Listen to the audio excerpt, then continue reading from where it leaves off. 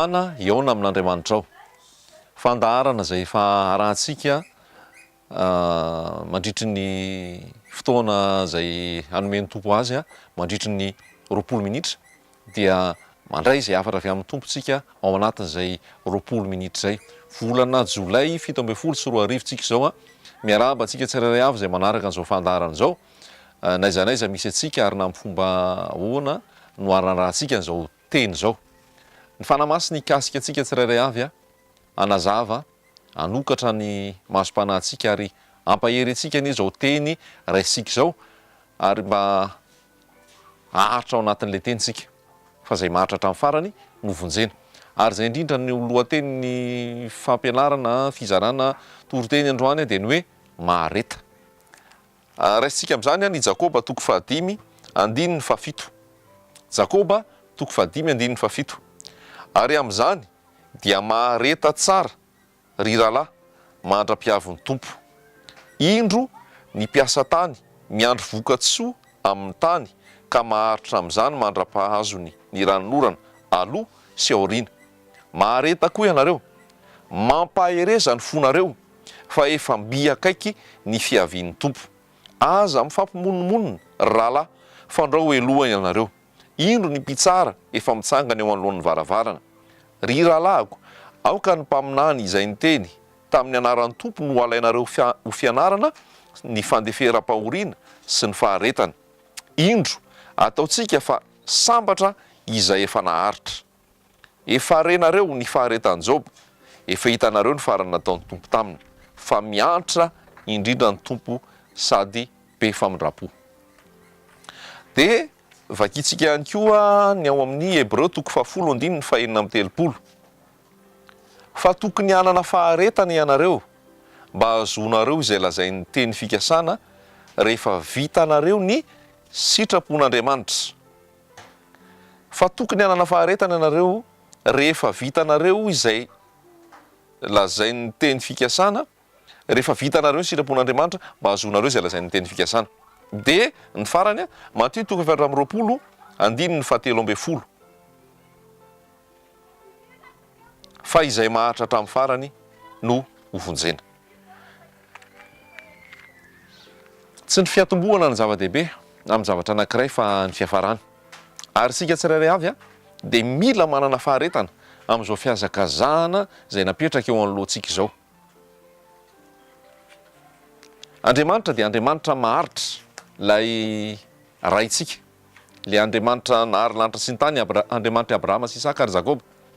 Raha raisitsika vetivety ny kajo hoe zany hoe faharetan'Andriamanitra zany raha nanome teny fikasana izy ny amin'ny aterahan'ny mpamonjy Jesosy Kristy zany dia ndao isaitsika vetivety hoe firy taona taorian'ilay teny fikasana no tanteraka ilay izy. Rehefa nanoty Adama sy Eva dia nisy didy napetra ny ary nilaza izy fa ampifandrafesiko ny taranaka ao sy ny taranaka ny vehivavy matsain'ilay mena rano dia voalazany ao ny amin'ny hoe fahaterahan'i Jesosy. Zany hoe manomboka eo amin'ny Adama ka hatramin'ny Noa dia 10 taona, eo amin'ny 10 taona eo zany. Manomboka eo amin'ny Noa ka hatreo amin'ny Abrahama dia 10 taona ihany koa. Manomboka eo amin'ny Abrahama ka hatramin'ny Davida dia 10 taona. Dia eo amin'ny Davida ka hatrany amin'ny Jesosy 10 taona. Firy zay? 400. Zany hoe le teny nomen'Andriamanitra tamin'izany dia taty aoriana 400 taona taty vao tanteraka. Andriamanitra dia Andriamanitra maharitra. Na firy teny fikasan'Andriamanitra hoy ny voasoratra dia eo amin'ny eny ary amin'ny alalany koa ny amen. Fa mila manana faharetantsika. Mety maro ny teny faminaniana izay nomen'ny tompo anao, maro ny teny fikasana izay nomen'ny tompo anao, fa izao hoy ny teny hoe ho tanteraka amin'ny fotoana an'iny. Raha mitaridritra izy andraso ihany fa tsy maintsy ho tanteraka. Fa tokony hanana faharetana ianareo ozy izy mba ho azonareo izay voalaza ny teny fikasana rehefa vitanareo ny sitrapon'Andriamanitra. Mila manana faharetantsika. Toetran'Andriamanitra izay maharitra izay ary mila ananantsika zanak'Andriamanitra ihany koa. Raha zanak'Andriamanitra tsika dia mandova le toetran'Andriamanitra. Zay ny voalaza ny Petera amin'ny epistily any Petera 2 hoe lasa mpiray amin'ny fomban'Andriamanitra, participant à la nature divine. Zany hoe rehefa ao amin'ny tompontsika de miendaka tsikelikely le aranofo, miendaka tsikelikely le zavatra tsy araka ny sitrapon'Andriamanitra, miendaka tsikelikely le zavatra nolovantsika tamin'ny zao tontolo zao, ary me mandray an'le fomba an'Andriamanitra tsika, ary anisan'izay fomba an'Andriamanitra zay ny fananana faharetana maharitra. Fa zay maharitra hatramin'ny farany no vonjena. Raha manao azakazaka milimetra ny olona anankiray, tsy atafita mihitsy izy na ohatra ka mavita 990 metra. Tsy tafita zany, fa mila tody hatramin'ny farany. Tsy hoe nanolo tena ho an' Jesosy tsika androany de vita zay, fa mila maharitra hatramin'ny farany eo am' Jesosy. Mahatonga an'le tsy faharetana mantsy de zao, be da be le fizahatoetra, be da be le fankapana, be da be le fitsapana. De indraindray raha vao tsy miorina tsara de miteny hoe ela be zany famalian'Andriamanitra zany, ela be zany valibavaka zany, mahery loatra ny fizahatoetra, mahery loatra ny fitsapana, dia lasa miembotra. Voalaza ny tenin'Andriamanitra nefa amin'ny Hebreo hoe isika tsy naman'izay miembotra, fa isika de naman'ny mandroso ho amin'ny famonjena ny fanahy. De mila manana faharetantsika. Voalaza ao amin'ny Galatiana na toko 5 fa ny vokatry ny fanahy dia faharetana. Ahoana zany ny ananana an'le faharetana? Ny ananana an'le faharetana dia le fananana ny fanamasina ao anaty, ary ny famelana ny fanamasina anjaka ao anaty. Ny fanamasina tamana ao amin'ny olona anankiray izay manao ny sitrapon'Andriamanitra. Io fanamasina io dia personne, mahatsapa zany izy io. Zay mahatonga ny tenin'Andriamanitra ny amin'ny epistily any hoe aza mampalahelo ny fanahy masin'Andriamanitra zay nanasiavana tombo-kase anareo tamin'ny andro fanavotana. Mety malahelo zany ny fanahy masina. Inona ny antony mety alailovany fanahy masina? Rehefa izaho tsy mankatoa zay voasoratra atao anatin'ny Baiboly. Rehefa izaho mandika ny sitrapon'Andriamanitra de malahelo ny fanahin'Andriamanitra. Eo amin'iny matsapa mihitsy ny olona anankiray rehefa mitoetra ao amin'ny tombo, manana ny fanahy masina ka minimanota, minimandika, minitsy manaraka zay sitrapon'Andriamanitra, de matsapa ao anatiny ao misy tsy fiadanana ao. Zay koa anankiray marika ahafantaranao hoe ao amin'ny sitrapon'Andriamanitra ve ianao sa tsia, de ny fanananao an'le fiadanana mitoetra.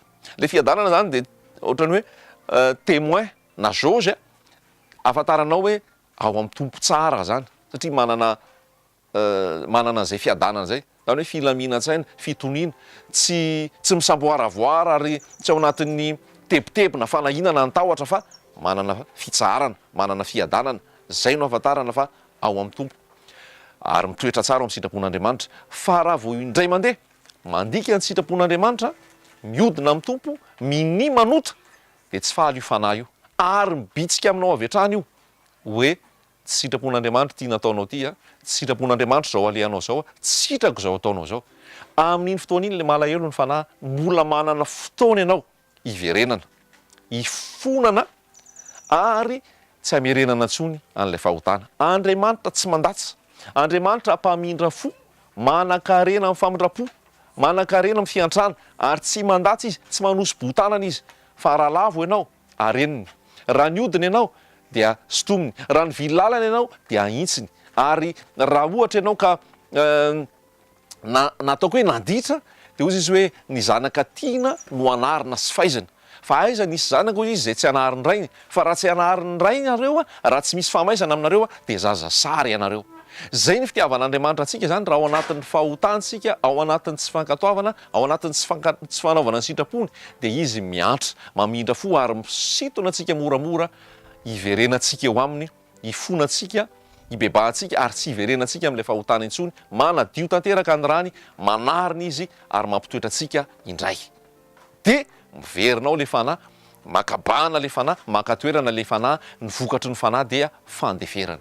Misy koa tenin'Andriamanitra milaza hoe aza mamono ny fanahy, Tesalonianina any.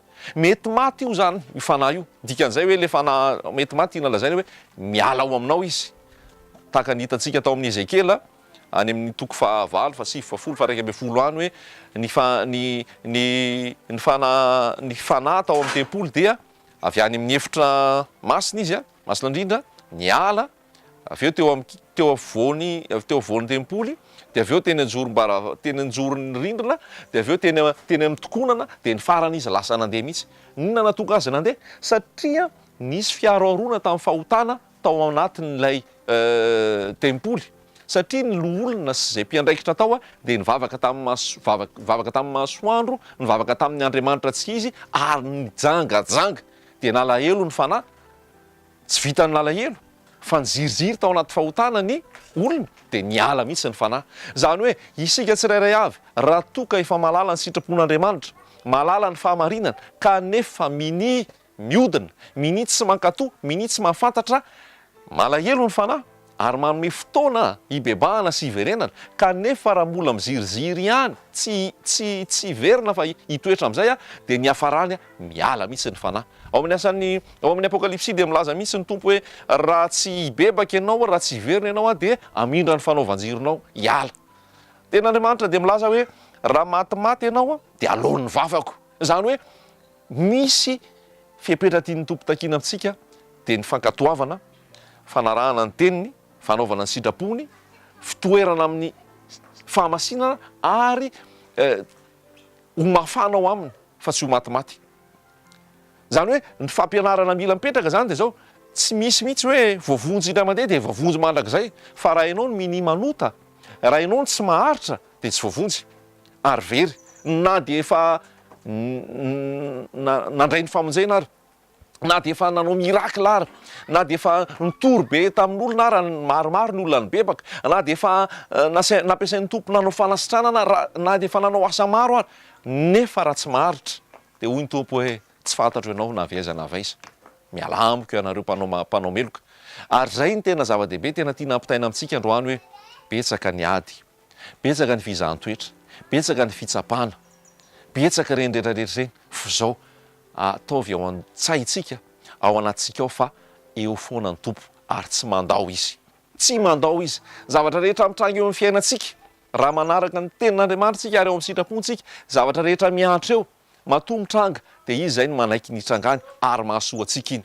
Fa aoka tsika tsy imonmonina ary ifampimonmonina, zay zavatra anankiray. Zany hoe raha vao mimonmonintsika tsy ankasitrahan'Andriamanitra ary hoelohantsika ozy izy, monmonina ny amin'ny vadinao ohatra, mimonmonina ny amin'ny zanakao, mimonmonina ny amin'ny mpampiasanao, mimonmonina ny amin'ny mpiray-tampo amin'ny tompo, mimonmonina ny amin'ny mpiarabelona, tsy ankasitrahan'ny tompo zany fa lasa misy ohatrany hoe toetra tsy mankasitraka ary tsy mahay misaotra an'Andriamanitra. Voalaza ny ao amin'ny epistily hoe misaora amin'ny zavatra rehetra fa izany ny sitrapon'Andriamanitra ho anareo amin'ny Kristy Jesosy amin'ny zavatra rehetrarehetra. Zany hoe amin'ny toe-javatra rehetra misy eo aminao, na zavatra mety tsy hafaly ianao, mety zavatra hampahory ianao, mety zavatra hampalahelo anao, fa ataon'Andriamanitra miatra misaora hoe na dia zao ary ny zavatra mitranga, fantatro fa fitiavana ianao, fantatro fa anefenao azy ao, fantatro fa anamboaranao azy ao, amola volanao mba hitoerako tsara ao aminao. Manana faharetana, ny fanahy ao anatinao, vokatry ny fanahy eo amin'ny Galatiana 5:5 dia faharetana. Zany hoe fanahy masony ao anatinao dia kolokoloa io amin'ny tenin'Andriamanitra, amin'ny vavaka dia alao ny fanahy hibaiko hitarika anao amin'ny marina rehetra. Tokony hanana faharetana ianareo izy mba ho azo nareo zay lazain'ny teny fikasana rehefa vitanareo nanao ny sitrapon'Andriamanitra. Mahareta ihany koa ianareo tahaka ny mpiandry mpiasa tany miandro ny vokatsoa amin'ny tany. Mahareta ianareo fa akaiky ny fiverenan'ny tompo. Zany hoe voalaza koa amin'ny epistily hoe ankehitriny ny andro fanavotana antsika dia akaiky noho tamintsika vao nino. Aza miembotra raha lasaina bavy, aza miembotra ray aman-dreny, na manahoana amafiny, na mamaitaka ninona ny ady sy ny fitsapana, aza miembotra fa misy valiny lehibe ny fahasahintsika. Ao amin'ny Hebreo dia ozy izy hoe aza manara ny fahasahinareo zay misy valiny lehibe. Mahareta enjehan'ny olona ianao noho ny fahamarinana, tsiratsirain'ny olona, anaovany esoesy teny, ilazainy hoe nareo ilay hiakatra velona any an-danitra. Tsaroa fa hiakatra velona any an-danitra ianao satria tsisy maty mihitsy hiakatra any an-danitra fa ho velona ny hiakatra any an-danitra. Fa nizarena teto foana zay hoe ny maty ao amin'ny tompo nitsangana aloha, tsika zay velona ka mona amin'ny toetra ihany koa dia hovaina indray mpimaso dia hiara hitsenan'ny tompo eny an-danitra tsika. Marina ny lazainy, hiakatra velona ianao hitsenan'Andriamanitra. Haleloia, dia raina ny tompo, izy ny manao an'izany. Manana faharetana, manana faharetana, maharitra amin'ny teny tsy misy kilema, maharitra ao anatin'ny fahamasinana, maharitra ao anatin'ny fizahn-toetra, maharitra manoloana ny fakam-panahy, maharitra manoloana izay mety ho fitsapana, fa ny tompo mahatanteraka ny teny fikasana. Raha ny teny taminao izy fa ho sitrany ianao, antenao zay fa sitraniny ianao, marary ray ianao, tompo manasitrana anao noho ny teniny, ary amin'ny anaran'i Jesosy sitrany ianao. Marary maso ianao, mila tsy ahita, mila ho jamba na ho jamba mihitsy, ka sihan'i Jesosy ny masonao ary ampahiratany ny masonao. Marary fo ianao, sitranin'i Jesosy ny fonao ary omeny fo miadana, manana fitsaharana sy filaminana. Voan'ny calcul rénal ianao, Jesosy manasitrana anao amin'izao ratsy fotoana izao. Marary vavony, marary kibo, marary aty, misy kyste ovarienne, momba tsy miteraka, tanterahan'ny tompo ny teniny, sitrana ny kyste ovarienne, sitrana ny calcul rénal, sitrana ny famombana, mananjanaka ianao ny anaran'i Jesosy Kristy. Cancer, ny anaran'i Jesosy anarana mono ny anara rehetra, mandohalika zany amin'ny anaran'i Jesosy. Zay rehetra tsy fahasalamana, rehefa nyteny ny tompo hoe ny diakapoka taminy, nazona fanasitranana, nitondra ny aretintsika izy, nitondra ny rofintsika izy. Misaoran Jehovah ary fanahiko, izay mamela ny elokao rehetra, manasitrana ny aretinao rehetra. Jaona 10, izao avy anome fiainana, ary anome fiainana be dia be. Nafiry teny fikasan'Andriamanitra ao amin'ny eny ary amin'ny alalany koa ny amen. Te hampahery anao ny fanahy masina amin'izao ratsy fotoana izao, raha ny tanondrika ianao mitraka, raha kivy ianao mampahery anao izy, raha nitady hiverin-dalana ianao miarena indray, mitody manatona an'i Jesosy. Fa tsy afaka ho aizitsika ho Petera zay hoe ho any amin'iza moa zahay, ianao manana ny teny fiainana mandrakizay ary fantatray fa ianao lay masin'Andriamanitra, ianao lay Kristy. Ao amin'i Jesosy ihany, ao amin'i Jesosy ihany manana faharetana. Mafy nge nahazo an'i Job e. Raha antsika ny teo amin'ny toerany dia raharaha be, fa isaonana ny tompo fa fampianarana tamin'ny Job, maty ny zanany rehetra, maty daholo ny biby fiompony, maty daholo ny mpanompony, potika ny fananany, rikana ao anatin'ny ray andro, izy sy ny vadiny sisa, ary tsy vitan'izay fa narary hatrany an-tampinoka, hatrany am-paladia Job. Fa izao miantra indrindra ny tompo izy, sady be famindrapo. Nisy fampianarana tian'Andriamanitra hanampitaina atao amin'ny Job dia ny fanetretena sy ny fanankena fa fahasoavana ny famonjena, fa tsy izay fahatsarana sy ny famendrehana ny tena fa fahasoavan'Andriamanitra. Dia nampianatra ny tompo ary be ny zavatra nataon'ny tompo zay tena hoe mafy teo anatrehan'i Job. Fa zao tsy nandao mihitsy Job na indray mandeha ary. Vadin'i Job dia efa niteny tamin'ny mihitsy hoe inona ty mbola antenanao an'Andriamanitra, hozony Andriamanitra, ialao Andriamanitra dia avelao any izy. Fa hoy Job hoe tahaka ny teniny anankiray amin'izay adala ianao, monso ihany va ny raisika avy amin'Andriamanitra fa tsy ny ratsy koa. Zany hoe i Job dia nalala mihitsy hoe ao Andriamanitra, na inona zavatra mitranga, na inona zavatra mitoetra, Jesosy eo foana. Indro izao momba anareo mandrakariva mbara-pahatonga ny fahataperan'izao tontolo izao. Fa be da be ny zavatra miantra eto amin'izao tontolo izao, fitsapana, fizahan-toetra, ady sy ny maro isan-karazany. Reny rehetra reny dia nataon'ny tompo mba tsy ho varimbariantsika, mba tsy raha milambina be foana ny fiainantsika eto dia ho adinontsika Jesosy. Fa nataony misy daholo reny mba hifikirantsika aminy ary hitoerantsika ho aminy, ananantsika faharetana. Ananantsika faharetana ary mba hivadika fiderana sy fisaorana ny tompo ary fahatokiana azy ny zavatra rehetrarehetra iainantsika. Mareta amin'ny fivavahana, mareta amin'ny vakiteny, mareta amin'ny fahadiovam-po, mareta amin'ny famelan-keloka, mareta amin'ny fahamaliana fity olona, mareta amin'ny tsy fahamaliana faty, mareta ny amin'ny mamaly tsara zay manao ratsy ianao, mareta mandeha amin'ny fahamasinana, mandeha amin'ny teny tsy misy kilema, mareta amin'ny fitiavana an' Jesosy, fitiavana an' Jesosy, mareta fa rehefa tapitra ny eto ho avy Jesosy hakanao, hitsaharanao. Ao anatin'ny rehetrarehetra reny tsy avelany irery ianao, fa izy no manome hery ho anao ahafahanao mitoetra, mijoro hatramin'ny farany na inona ady na inona fitsapana. Satria mahery le ao anatinao noho ny amin'izao tontolo izao ary manoatra noho ny mpandresitsika amin'ny alalan'ilay tiantsika dia Jesosy Kristy tompo izany. Dia izy ane no mena voninahitra ary ampandroso antsika ane zany teny zany ary androsontsika ao aminy fa tsy mandao izy ary tsy mahafoy izy fa hanana faharetana ny antsika satria izay maharitra hatramin'ny farany ihany no vonjena. Amen.